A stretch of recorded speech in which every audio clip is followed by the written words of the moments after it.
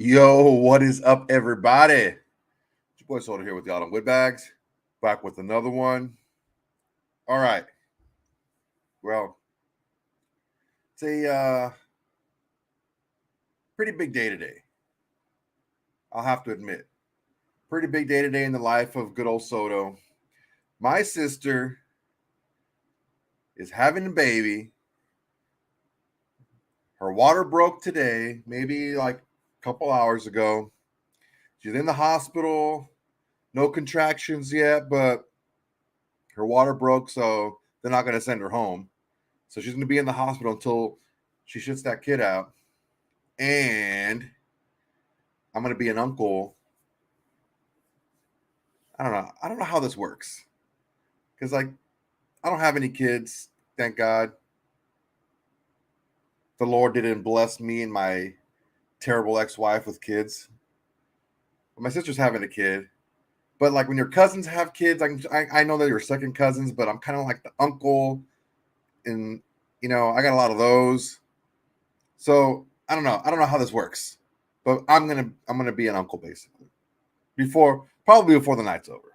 So I'm really excited. I already bought her a bunch of freaking gear, a bunch of Raider gear. It's gonna be a girl. It's gonna be little Juanita, and I already got her a bunch of. I got all decked out in Raider gears. Don't worry, I got pictures.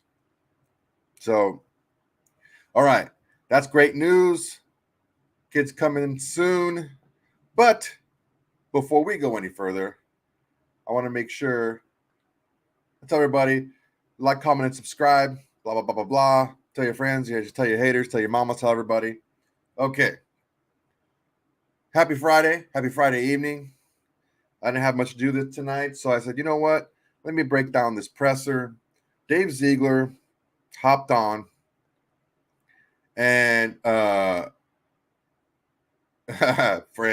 Frank says, she going to run you. She's for sure going to run me, bro. I'll tell you that right now. I'm a pretty fun uncle. I guess you can call me uncle or cousin. I'm pretty fun. I don't think any one of my my cousins or my cousins' kids don't think I'm fun. I'm pretty freaking fun, and I'm really good with kids. Kids love me and pets love me, which is weird, but whatever. So why are we here?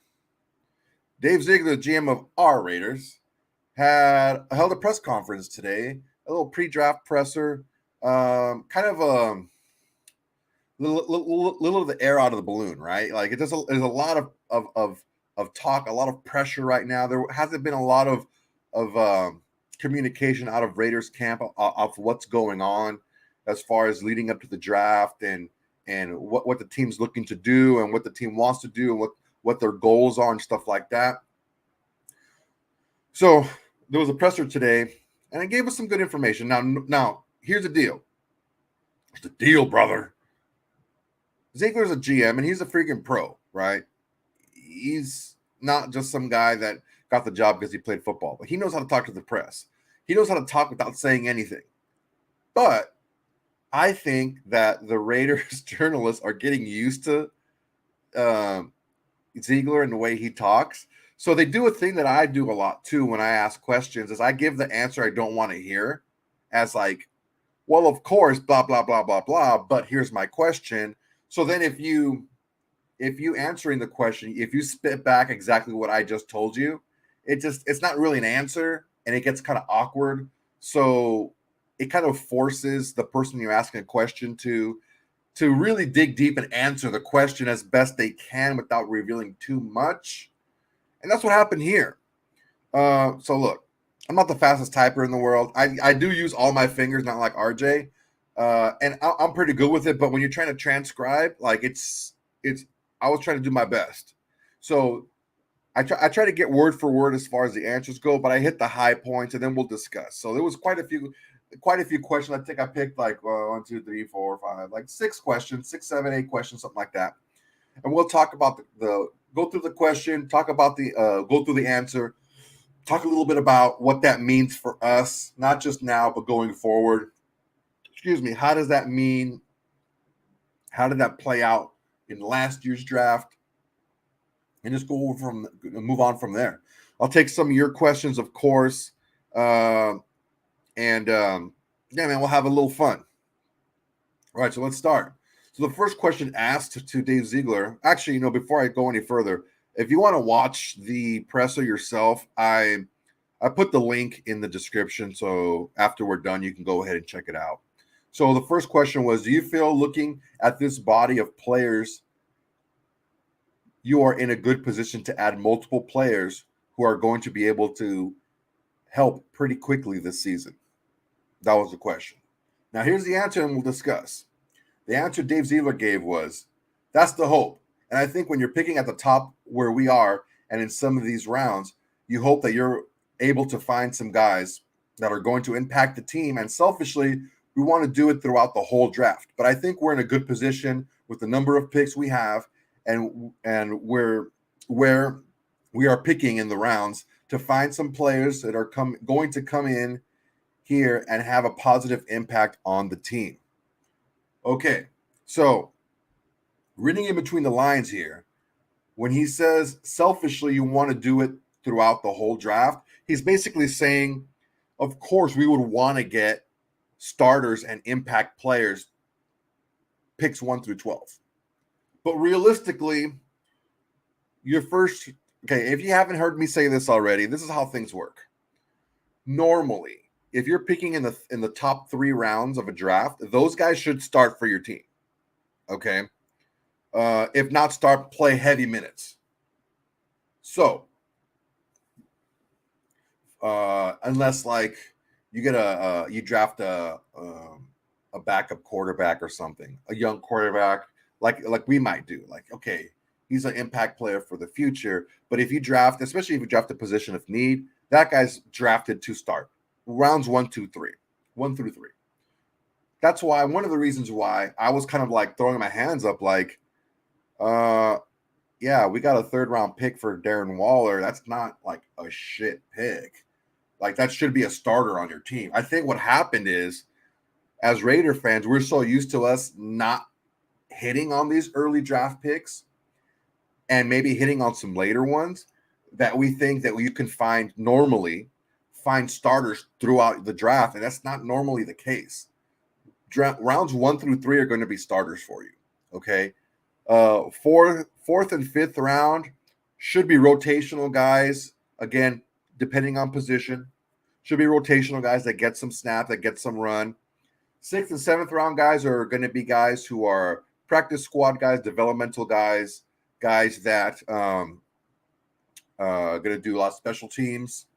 If you hit on one of those guys and he becomes a starter or he becomes a rotational guy, that's all the better. Now, what I'm gathering from this answer is he's basically telling you, look, we want to get starters and impact players at every person we choose, but we know that we're going to focus really hard on getting players early that can start for this team.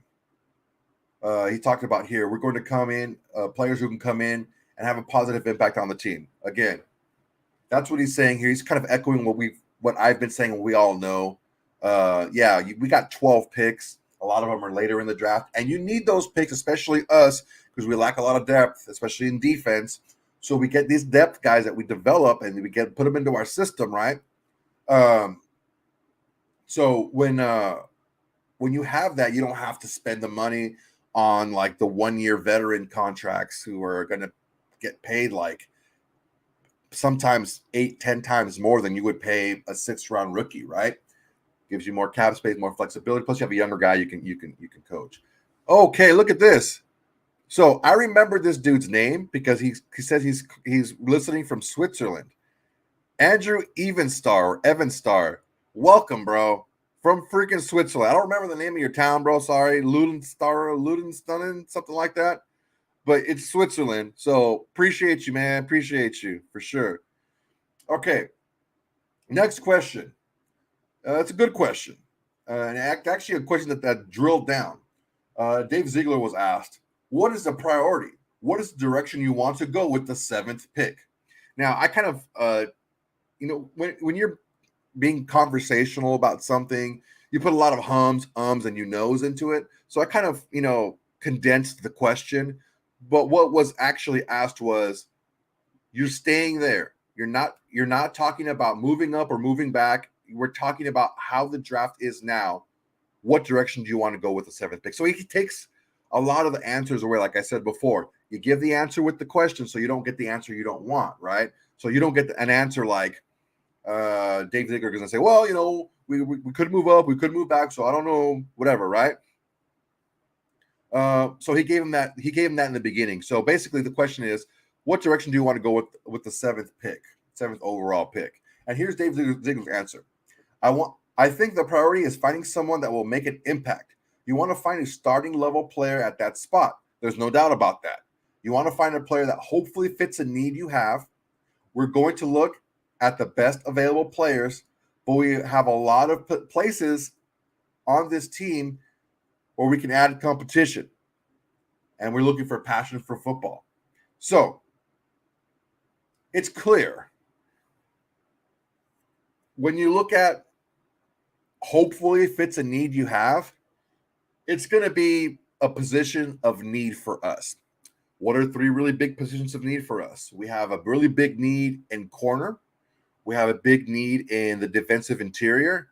And long-term, I believe we have a need at quarterback. Kind of what we've been talking about, right? So if you kind of read between the lines and kind of like, put pieces together, he's saying, of course, the GM speak of, we want to get the best players available regardless of position. But then he says, well, hopefully it fits a need that you have.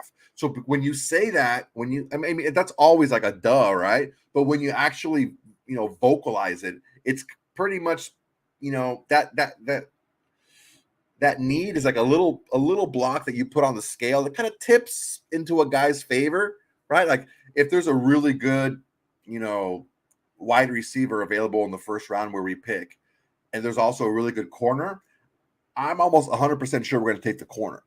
Even though, a wide receiver would be nice, but the impact corner would actually do a lot better for us, right?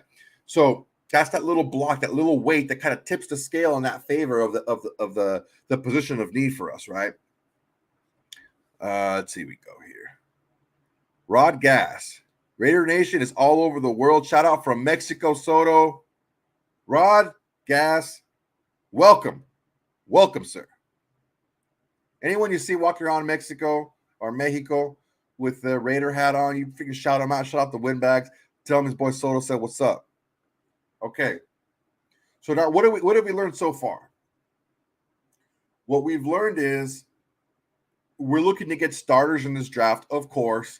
We're focusing on the first couple rounds. So what are we piecing together here with these two answers? You're really kind of leaning towards the first 3 rounds, maybe even 4 with the 109th pick.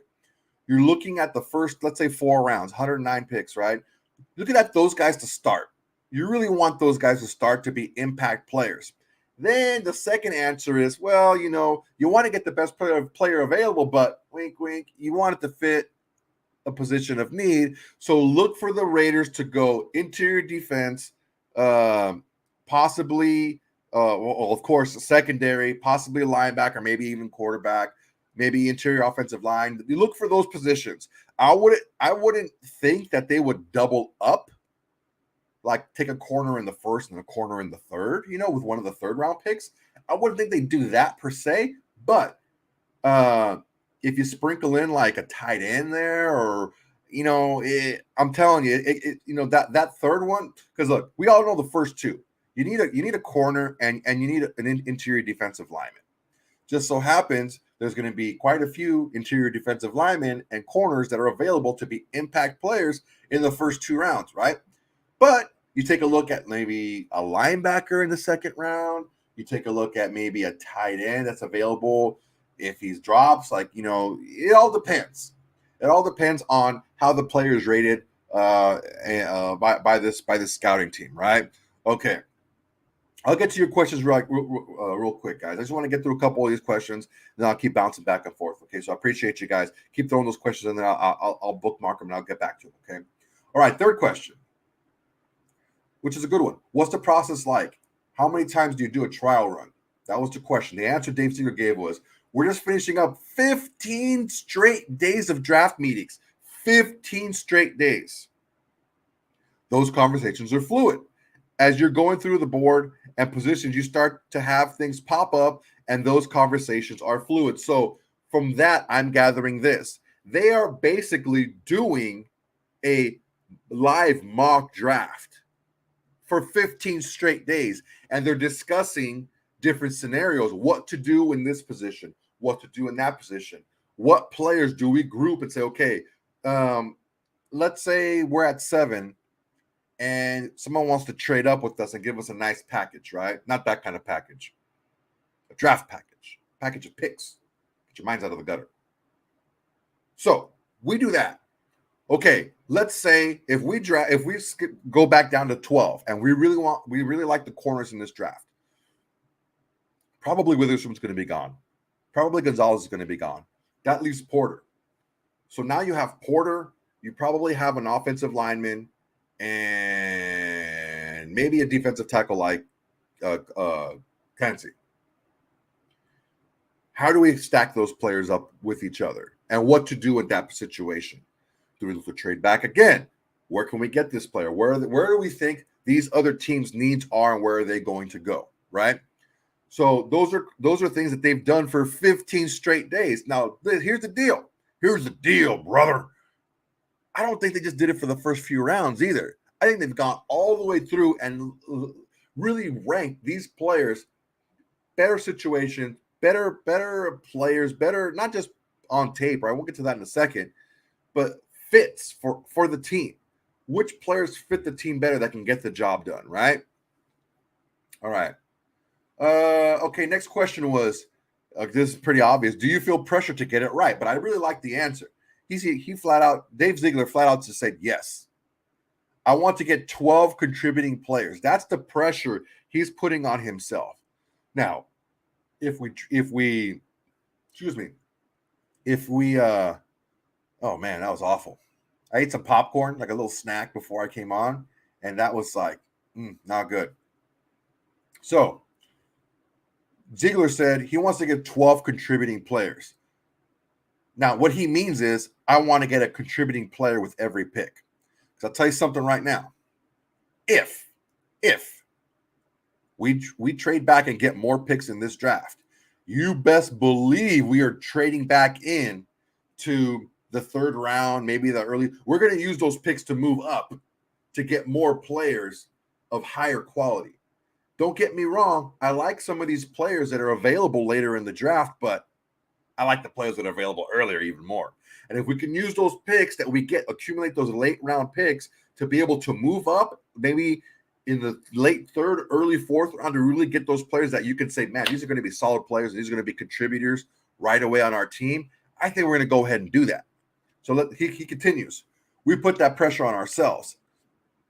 I put that pressure on myself, and Josh puts it on himself. As a scouting room, we put that pressure on ourselves in a good way because I think that pressure drives you. I'm telling you. When he says, there's the words and then what the words mean. When he says, I want 12 contributing players, what I think he means is I want every person that I draft to contribute to this team. Okay? So I think we're in a good position here because we have a lot of picks. We have like 3 fifth-round picks. We have 2 sixths and 2 sevenths. We can package those up to move up and get, better impact players for the team, man. I'm telling you. Okay, next question. Good question. You guys brought in Jimmy G. Does that lessen the urgency you have at the top of the draft to bring in a quarterback? The answer was very telling. GM Dave Ziegler said, not necessarily. Anytime you can find a player at that position, that can have an impact on your team, you have to keep an open mind on that. Makes sense, right? So, quarterback's in play. Of course, we're excited having Jimmy. Having Jimmy does supply us with a very high-quality player at the position, so we feel comfortable with that. So they're comfortable with Jimmy G as a starter. They're not going to look to replace the dude, but if someone falls within striking distance, shit, might as well, right? I think to close that door and to say that's not something you would do because of X, Y, and Z, that's not in the business we're in, which is something that I think we all think here about this regime. well, not awesome. People think that these guys are idiots, but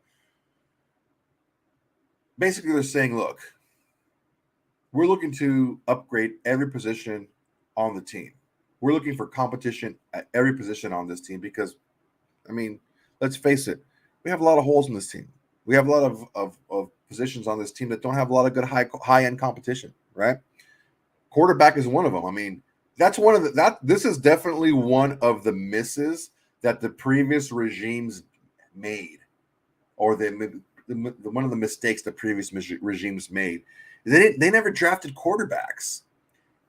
Almost everybody. I mean, pretty much everybody except for Connor Cook, who came after Derek Carr, were like undrafted free agents, or like free agents, just backups, guys that were lost their jobs elsewhere. And as much as RJ wants to say that Mariota was brought in as competition, Mariota was not brought in to be competition for Derek Carr. Mariota was brought in to run specific packages that Gruden wanted to run, but needed a more mobile quarterback in order to do so. He was never brought in to be competition.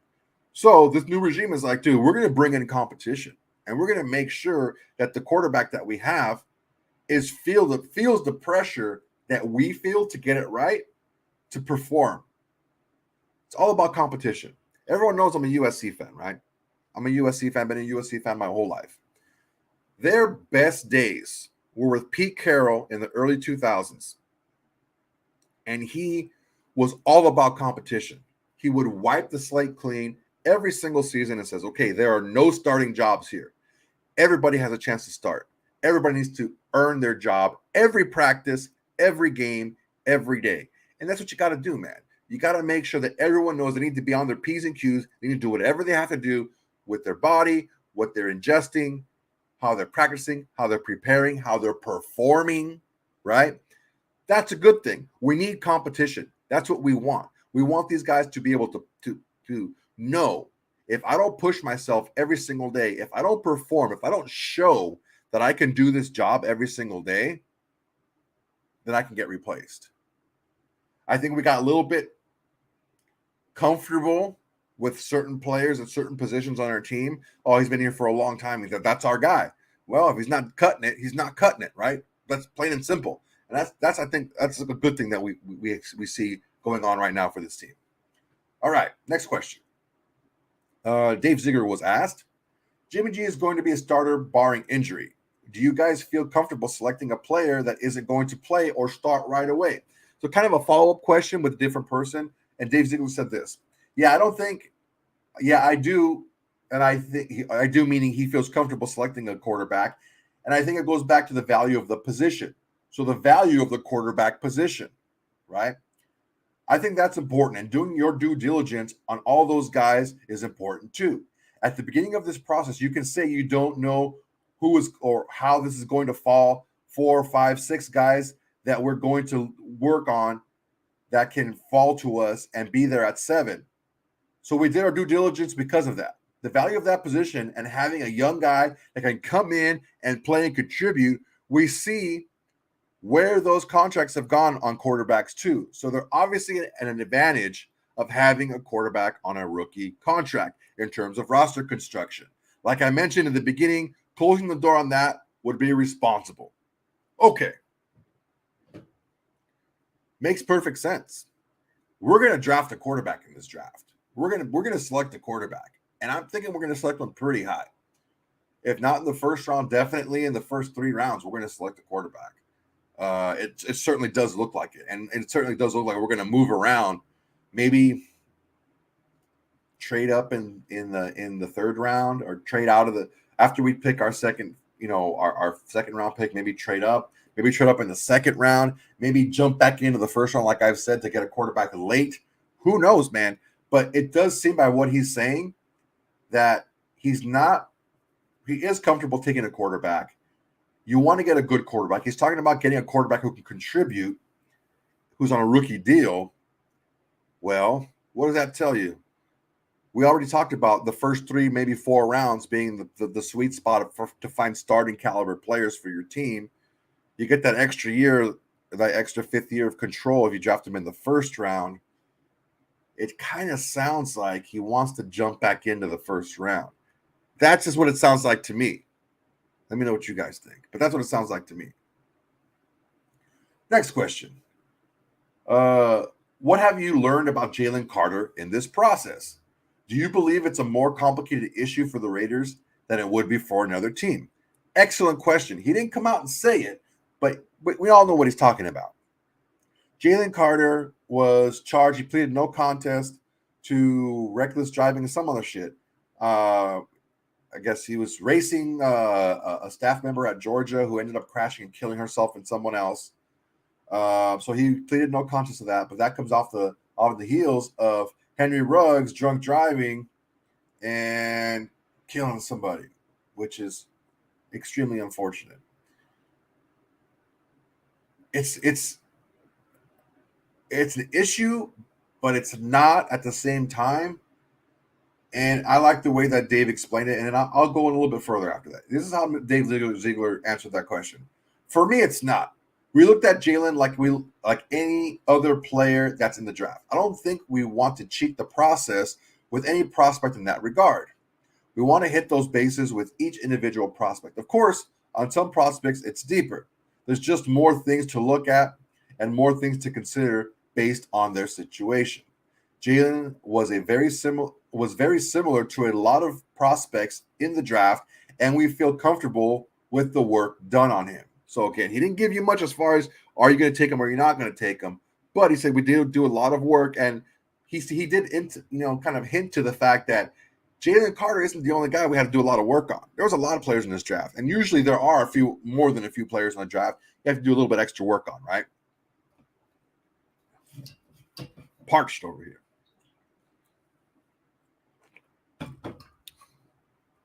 Cedric is my homie right here, dude. Cedric is the man. Always shows me a good amount of love, man. What's up, Ced? All right. So I don't think Jalen Carter is off the board for the Raiders. And here's why. I know for a fact that this Raiders regime runs a lot tighter ship than the last regime did. Okay. Now, on the field, in front of the cameras, at the facility, it's all about, you got to toe the line, and I'm the boss, blah, blah, blah, and this and that. Blah, blah, blah, blah. They didn't give two shits. Guriak didn't give two craps what these players did outside of the freaking the confines of the Raiders compound. Their personal life is like, all right, just take care of it. Don't get in trouble. Because, man, Ruggs had an issue racing that car. Several. Arnett had issues. I think it was Arnett. Wasn't a hit and run accident and just took off on some lady. Like, these are things that like happened that were character issues that they just didn't get addressed. And I don't think that's going to be the case here. I think they're going to put a lot of let's say, for example, the Raiders do select Jalen Carter. I feel they're going to put a lot of parameters around Jalen Carter. Personally, what I would do if I was advising Jalen Carter, say, we're going to start a foundation, the Raiders, but headlined by you, about the dangers of drunk driving and about how, safe driving and, take a ride sharing and stuff like that if you've been drinking, and make it a positive and be the face of something that's positive and don't always focus on the negative. I'm not scared of drafting Jalen Carter. He was a little out of shape for his pro day. I really do think that was just stress. He's a young kid, man. These kids are young. This guy's like, 20, 21 years old. And he's going through pretty heavy stuff. And just, you have good leadership on the defensive line. I don't think that any of the defensive line coaches or the players are going to let anyone slack off, especially somebody who can make such an impact as a Jalen Carter. All right. Next question. There are all kinds of scenarios. Trading up, trading down. Have you ruled anything out? Great question. The answer, no. We haven't ruled anything out in that regard, and we won't, whether it's for the number 7 pick or the number 100. Notice he said 100, which is a third-round pick. I'm telling you, GMs view top 3 round picks as starters. These guys are going to start. That's how they view these picks. That's how they view these rounds. Even let me the number 109 pick because it's so early in the 4th round, but I'm telling you, there's a reason why he picked that pick because it's in the 3rd round. We'll take every pick individually, assess the situation, what makes most sense for us. Philosophically, that's how we operate. So what he's saying here is we can trade up or trade back with every single pick. We're going to keep that option open every single pick. Trade up, trade back, stay there. Who do we get? Who can we get? Okay. So we're kind of developing a little bit of an understanding of what we're looking to see coming draft day or draft weekend, mind you, Thursday, Friday, Saturday. Okay. Last question we're going to cover. Dave Ziegler was asked, what is Dave Ziegler's mentality of drafting? Here's his answer. We talked about it last year. We're focusing on taking the best player available. I think where our roster is at. I think where our roster is at and want to improve competition at every position that leaves us open to that. I would caveat that by saying about best available player. And here's where he clarifies about best available player. There are a lot of different things that encompass that, meaning best available player. It's not just their tape. It's the best fit for the Raiders. There it is. Best available player is in the eye of the beer holder, right? So a best available player for the best fit for us, maybe, well, there's a wide receiver or running back who's the best player available. Bijan Robinson is probably the 3rd best player, but are you going to pick Bijan Robinson if he's there? Probably not. Especially if you're keeping Josh Jacobs. But the best player available, that's a best fit for the Raiders. And what did that tell you? Position of need. Say it with me now. Position of need. Go back to the first question. What did I say? Look for a corner, interior defensive lineman, maybe a quarterback, a tight end, an offensive line. Look for those positions. I wouldn't look for like a wide receiver or a running back or none of that stuff. That stuff's not going to get drafted until later in the round. And they're probably not that double up on these guys either. Okay. Omar, $5 super chat. Thank you, sir. Much appreciated, Omar. I'm praying to the God Jalen Carter falls, which he will. Defensive tackle is the hardest position to hit. Yeah, defensive tackle, it's tough to scout because they have a lot of responsibilities. I mean, they don't have an edge to set, all right? They have a lot of responsibility on the interior defensive line. And these guys don't normally hit it big their first season. Like Ndamukong Suh was like an anomaly. Like even like Quinnen Williams, like his first year or year and a half or so took him some time to be a guy. Dexter Jackson, like guys like that, it took him some time. Leonard Williams, it took him some time to really get to be who they are now.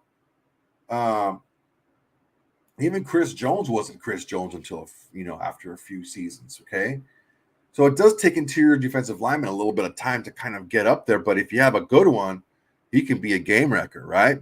So yeah, man. If Jalen Carter falls, for sure, it'd be something that'd be good. All right, we got some questions over here. Let's see what we got. Mark Salter. Should we trade back and get more draft picks? Pick up a quarterback in the 2nd or 3rd round? Well, for those of you who've been watching the shows and the lives and stuff, I'm all about trading back. I'm all about trading down. Okay, especially where we are right now. But here's the deal. Again, here's the deal, brother.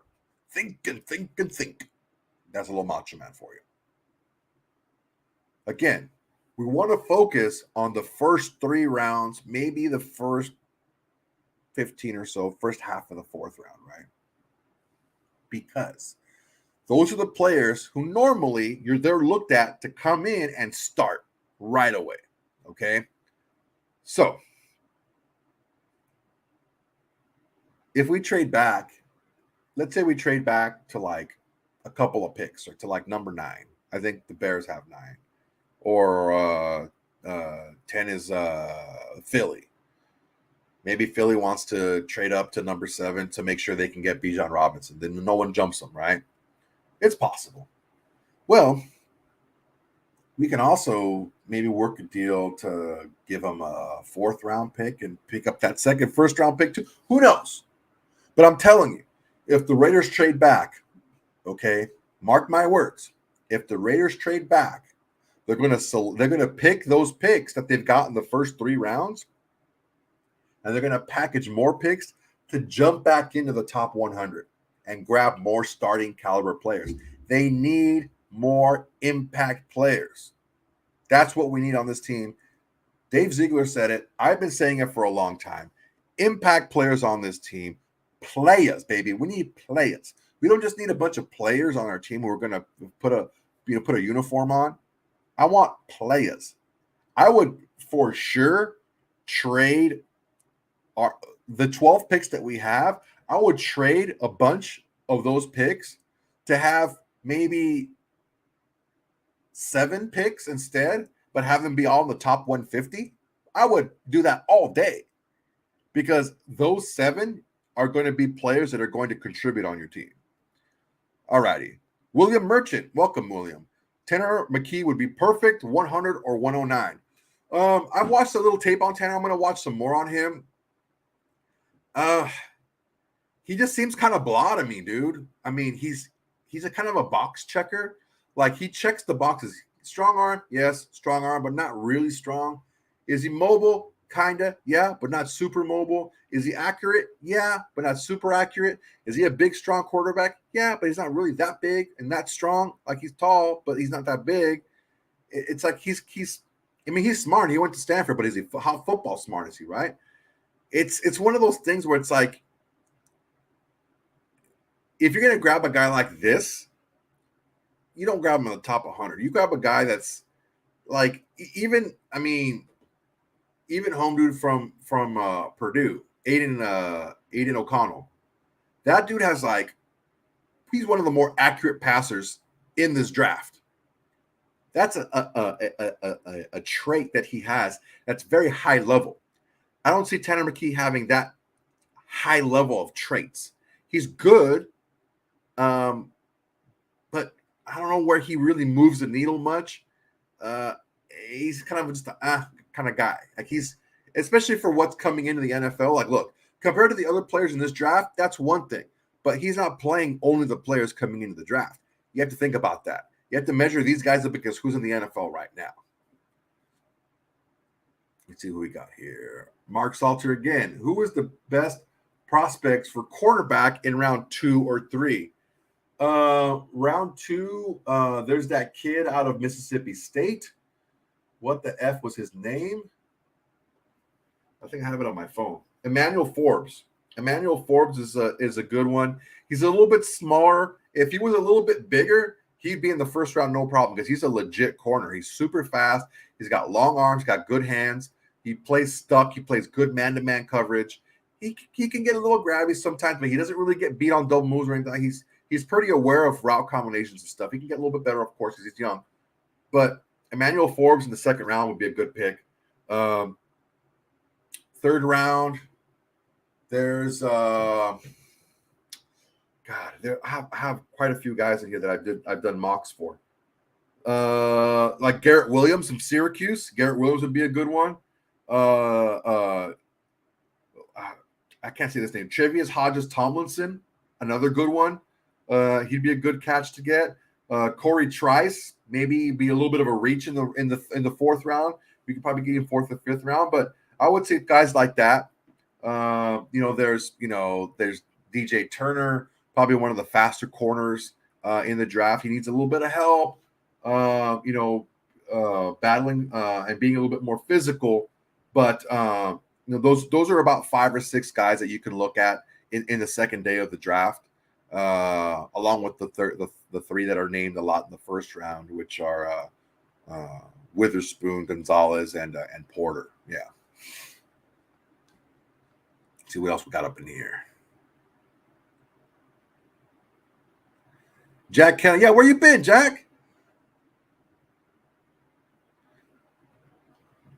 Jack Kenna. Soto, it's been a hot minute since chatting. Did you dance when Carr was gone?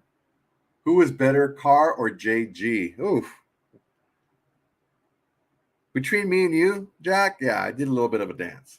Not because Carr was gone per se, but because it's just something that I thought the team should have done for quite some time. At the very least, draft some competition for the guy. You didn't really bring anybody to for him to compete with. Anyway,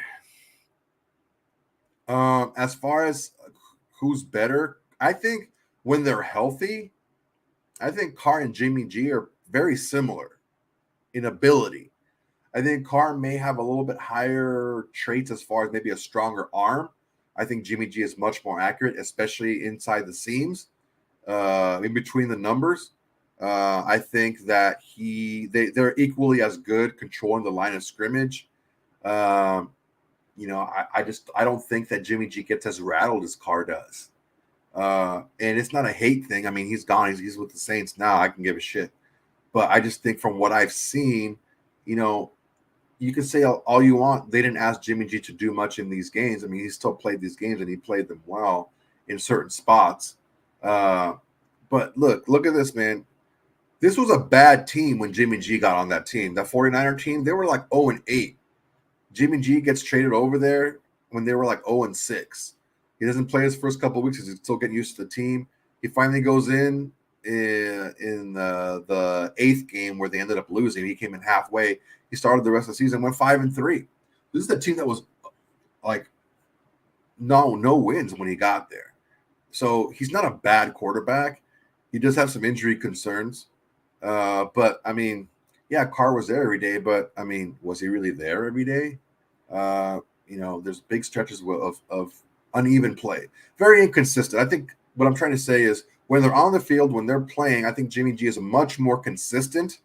I think you'll have like RJ likes to harp on the bad play, like the bonehead play, like running out of the back of the end zone when you're avoiding a rusher. He'll have a play like that, whereas Carr would have entire halves like that or entire games. Look at New Orleans. You have those types of halves or games whereas Jimmy G will have plays like that here and there.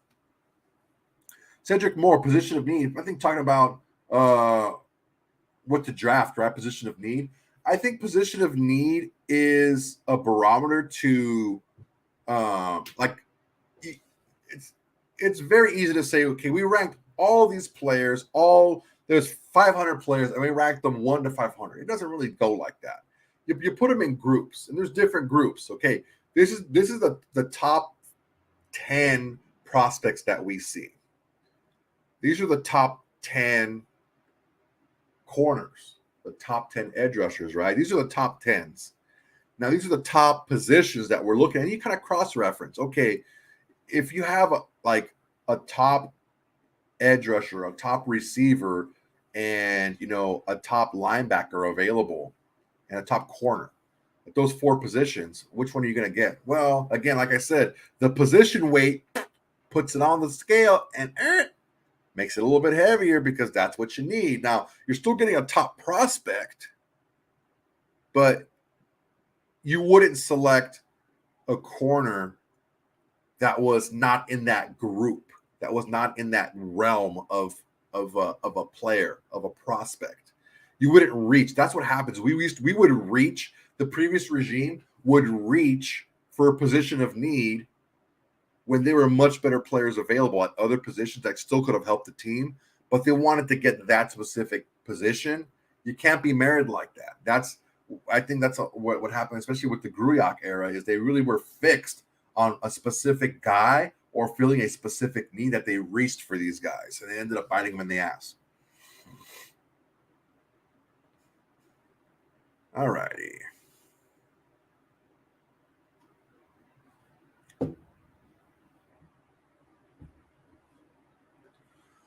Okay, in your take on McKee versus Grandpa Hoyer, who would you rather be taking snaps for our Raiders? Honestly, I'd rather have Hoyer take snaps right now. I don't know if McKee's going to be ready to play. He knows. The thing is, he knows McDaniel's system front and back, And he has playmakers, guys. He has 3 outside playmaker threats at receiver. He has playmakers. I mean, Austin Hooper is no slouch, man. He's only a year away from being a very productive player in the NFL. And you have the leading rusher, the reigning leading rushing king in the NFL. He's got players. Look, if you got players, you don't have to do too much. Just know where to go with the ball, get the ball off on time, don't make a mistake.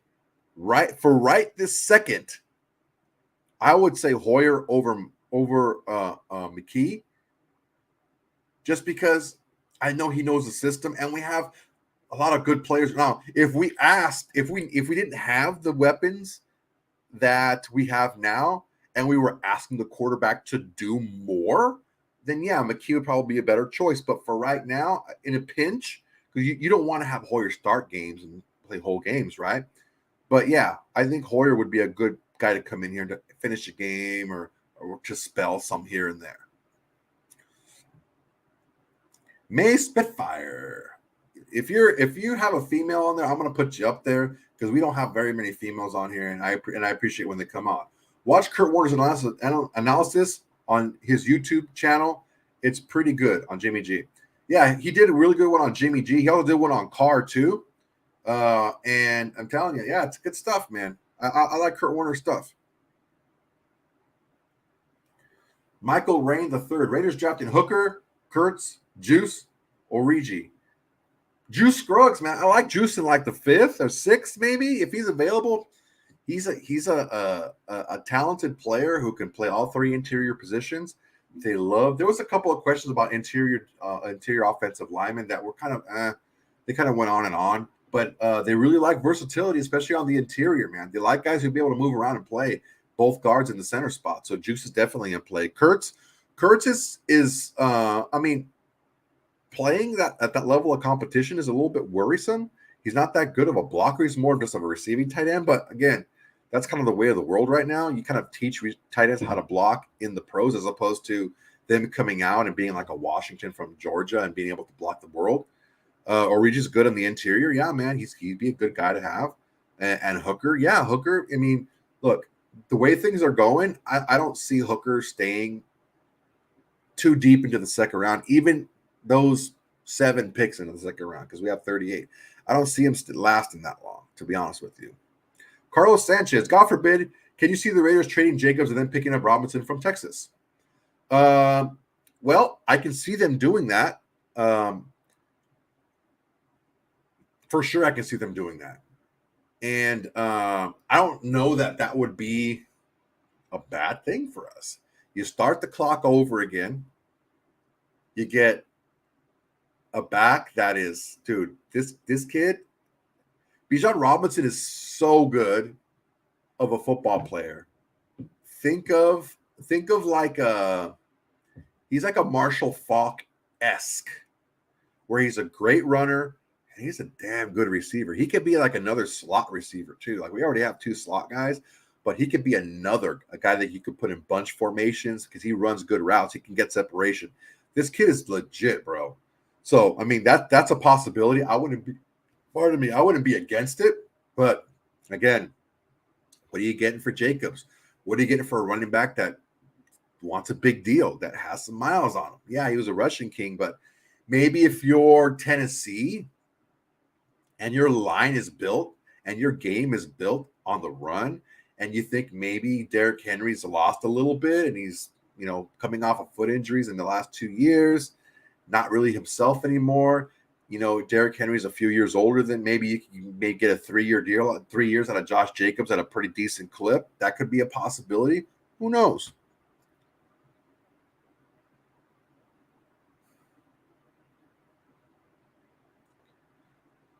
Highest trade, I think you're trying to say trade. May Spitfire. Highest trade value we ever going to get for Jacobs this year. Look, man, if we get a 3rd round pick for Jacobs, a 4th round pick, I think that'd be pretty damn good. Now, depending on what you have to replace him with, but that's a separate question. What to get for a running back You're not going to get a second round pick for a running back. I'm not saying he's not worth it. I'm saying what he's worth is what people are willing to pay. And right now, teams are not willing to pay that much for a running back unless you've proven to be like a special back for years. I think Jacobs proved he's a special back for 1 year when properly motivated. He was a good back, but not this level of back his previous seasons. Can he be that again? I don't know. Probably. I think so if he's properly motivated for sure. But motivation comes and goes. That's the thing. It doesn't last forever. So can he be that guy for years to come? I don't know. People are asking me, what do we get for Waller after all his shenanigans? You're talking about one of the top, reputation wise, one of the top tight ends in the league, and we got a 3rd round pick for him. Again, a 3rd round pick should be a starter on your team, but I see us getting something very similar for Jacobs if we do trade. I'm not saying we should or shouldn't, but that's what I'm saying. I think we could get for him. Biggest question, Soto and the nation. If the stars align, Stroud and Jay Carter are both there, who does the nation want? Who does the nation want? Honestly, I would say I would probably take Jalen Carter, man. I think the plan is Jimmy G right now. I think you can find capable quarterback play. That's not too. I'm not saying that they're as good. Just be very clear. You can find quarterback play in the same ballpark as what you would get with a CJ Stroud in a Clayton Tune, in a McKee, in an O'Connell, in a Hager, maybe a little bit later. You can get that similar play, especially right now, and see where and then regroup again next year. But I don't think you could find a Jalen Carter in every draft. He's just that good a player. And if you get that type of player on your team, he can change your defense quite a bit by himself.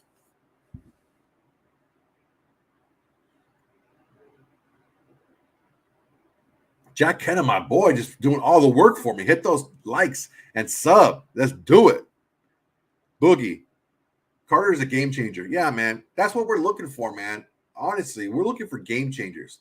I don't see Stroud, especially right now, being a game changer. And right now, you have a plan at quarterback. You have a guy that you like at quarterback. So I don't see why you would pick Stroud over Jalen Carter. Unless for some reason, or not, we know the reason, but you haven't completely taken off your board. Notice Ziegler didn't say he was still on their board. He said that they're comfortable with the work they've done on him, on Jalen Carter, on the research. They didn't say they were comfortable with him. They said they were comfortable with the work they did. So read between the lines, yeah. Michael Rain III. Do you see the Raiders trading their 2 third-round picks to get back into the second? I don't know that trading 2/3. I think that might be too much to get into the second. I think that they can trade one of their thirds, maybe their 70 pick, to get into like the 40s or the low 50s for sure. If that's just somebody's dropped, I could definitely see that for sure. Maybe like a third and their fourth, the 109, or one of their early fifths, one of the early fifths. I could see that for sure. Maybe the 141. Yeah, I can definitely see that. Because honestly, you'll want to get as many picks as you can in the top 150. Basically the top 4 picks, the top 4 rounds, right? That's what you want. Like, because honestly, look, there's a couple of levels to this. There's the top 10 players in the draft, the top 10 guys, top 10 prospects. Then like 11 to 50-ish around there, it's all who's your flavor. Who do you like? Is there reaches here and there? Sure. But anywhere from like the mid-teens to like the mid-second round is all what's your flavor, basically. Then you have from there to the next 100, so like 150 total. Then after that, it's just a free-for-all, right? Just who grabbed your eye. So yeah, do you need those who grabbed your eye guys? Do you need those types of players? Of course you do. You need to fill out your roster, maybe develop a guy for over a couple of years or whatever. But you want to get those guys up early in the draft, especially before pick 100. Kenna, dude, look, I agree with you, but to get Caleb Williams next year, you're going to have the first pick. It's I don't know that we're going to be able to do it because I don't know how many teams are going to be in the position to have the first pick and not want to take Caleb Williams for themselves. Normally, if you have the first pick in the draft, it's because you have a quarterback already, or you don't have a quarterback. It could happen where a quarterback gets hurt, like what happened, or they have a young quarterback they're looking to develop, and something happened that year or whatever, and they're still looking. Look, I've said this before. Go and look at the top 5-ish quarterbacks that are available, kind of ranked in college right now. I'll tell you something. Before the season last year, Hendon Hooker wasn't on the list. Like, he wasn't like, he went to Virginia Tech, he really didn't play, he lost his job, blah, blah, blah, this and that. Then he transferred to Tennessee, and he blew up there. But what I'm saying is there's like 4, 5, maybe 6, maybe quarterback prospects that are in the same ballpark as the top 2 draft of quarterback prospects for this draft. So there's more and better volume of good quarterbacks in next year's draft. So do you want Caleb Williams? Of course you want Caleb Williams. But, I mean, I don't want to have the first pick next year. That means we did terribly this year. All right, guys. Well, we're almost to that hour. Thank you very much. That's my time for today. Again, cross your fingers, say a little prayer for my sister, man. Her water broke today. She's at the hospital right now. Oh, actually, Michael Rain's a good question here. Drew Sanders or Jack Campbell at linebacker for the Raiders? I like Drew Sanders because he's got some size and he's got some pass rush ability. I think Jack Campbell is a very old school type, middle type linebacker that can play the middle or the edges. He's not as good on the edge as Drew Sanders is, but he is massive, bro. He's a legit 6'4", 6'5", 250 bruiser. I probably, with where we are and how we do play, I think Jack Campbell is a little bit more versatile. I think Drew Sanders is not going to be as good in coverage if he's over the middle, because I know that Patrick Graham likes to float around the linebackers and keep different linebackers in the middle of the field. You have to be able to cover if you're a linebacker in Patrick Graham's scheme. And between the two, depending on, I mean, that's the thing is, who do we get in the first round? Who do we get before him? Who's still available?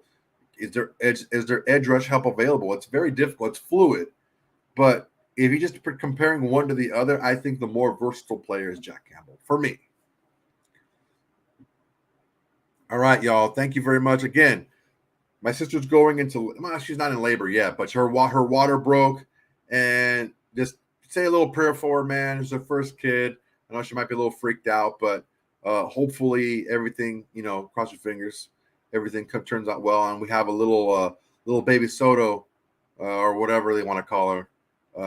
Little Juanita come into this world. I'll deck her out in some Raider gear, take a picture for you guys. All right, guys. Thanks very much. Make sure to like, comment, and subscribe. Hit that notification down at the bottom there to make sure that you are made aware of every time we have a video dropping. And until next time, guys, peace.